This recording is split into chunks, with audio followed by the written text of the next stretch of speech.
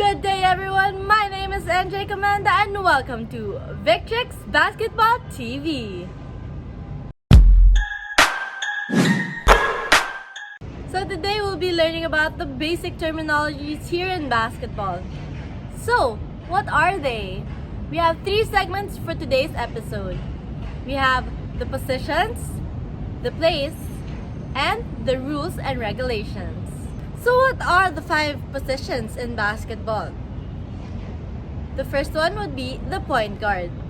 So what does the point guard do? So, the point guard is the best ball handler and passer.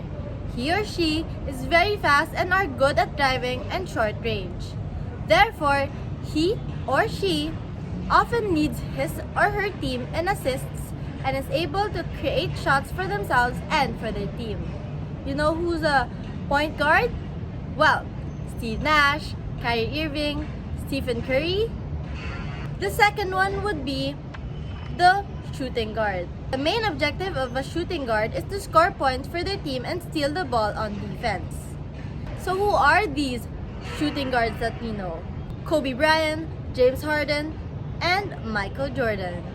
Third one would be the small forward. Basically, they are responsible for scoring points and defending, and often are secondary rebounders behind the power forward and the center. So who are the small forwards? Well, like LeBron James, Kevin Durant, and Kawhi Leonard. Fourth, the power forward. They have many responsibilities. This includes rebounding, defending the rim, playing in the post, and setting screens. They can also sometimes intimidate their opponents with their size. They post up and block shots. Some power forward can shoot mid-range jump shots as well as 3 points. Last but not the least, center. So most center players are the tallest players in the team, playing near the basket. On offense, the center tries to score on close shots and rebounds. But on defense, the center tries to block opponent's shot and rebound their misses.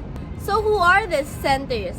Well, we have the legendary Shaq O'Neal, Yao Ming, and DeMarcus Cousins. So those are the 5 positions. Remember, point guard, shooting guard, power forward, small forward, and center. For our next segment, we'll be talking about plays in basketball. So, I'll be showing you videos of how these plays are played. So first, we have the alley-oop. This is a high arc pass to a teammate in a position near the basket to leap and score. Let's see. Comanda bar. There's the steal. Look out.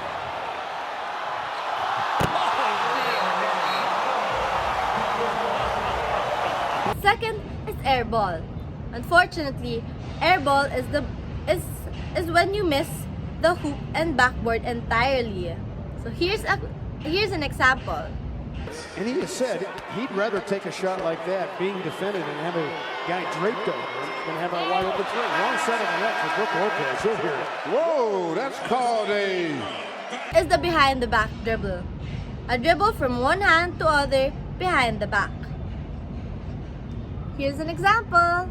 Just get your feet planted square and dribble the ball, just like a regular crossover, but it's going to be behind your back. Now, Blocked shot. A shot deflected on its way to the basket. So this is for the defense team. So they will be blocking the opponent from shooting a basket. Offensive end, he makes threes.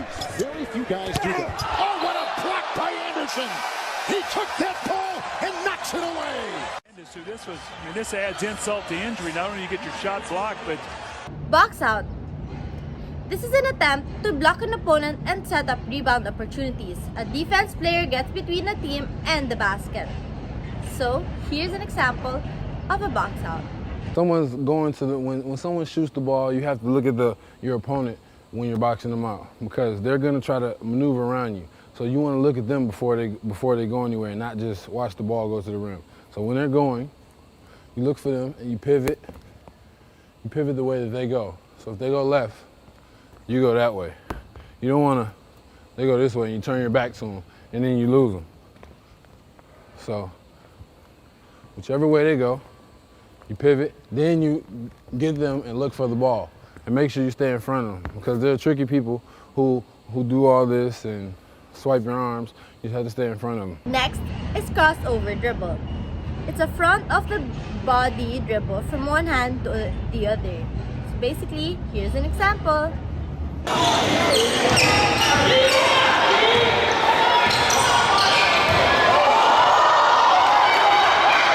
Double dribbling. This is an illegal act of dribbling, stopping, then dribbling again. You should not do this. This is not a play.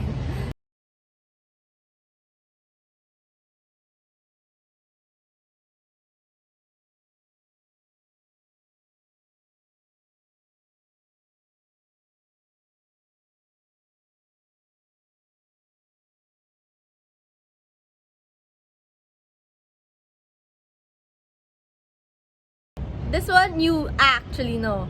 Dunk. So, this is slamming the basketball into the basket. Here's an example.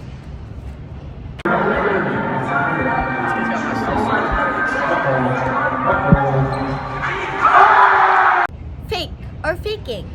It's a deceptive move by the offense in order to offset the defense. Here's a great example. High screen, Wade into traffic. He didn't get him with the old fake like that.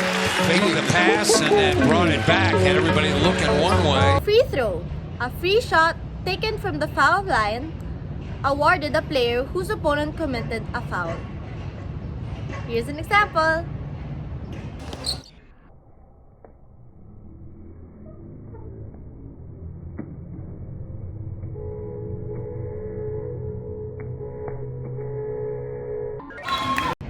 Wow, that example was actually me. Hook shots was standing sideways in front of the basket and the hand farthest from the net tosses the ball above the head and towards the basket. Here's a good example for it. In this video, you will learn how to throw a hook shot. The hook shot is very useful, especially for the centers and power forwards around the key. It creates some space between the defender and the ball to avoid being countered. Jump shot. A shot in which an offensive player feet leaves the floor. Jump shot. In this video, you will learn how to make a jump shot. This type of shot means you will be less impeded by your opponent. Layup. Advance close to the basket in an effort to bank a shot off the backboard. Here's a great example. Viva sa Comanda. Comanda, dire-diretso, tumira. By me. Lastly, we have rebound. Gaining possession of the ball after it bounces off the backboard or rim on missed shots. Here's an example. Jeremy Lamb. Donovan Mitchell got 2 feet over the rim for that one-handed rebound. So, we are down to our last segment. What's our last segment again? Yes, rules and regulations. So the first rule that we should all know is possessions, where an offensive team has the ball. Second is the 3-second violation.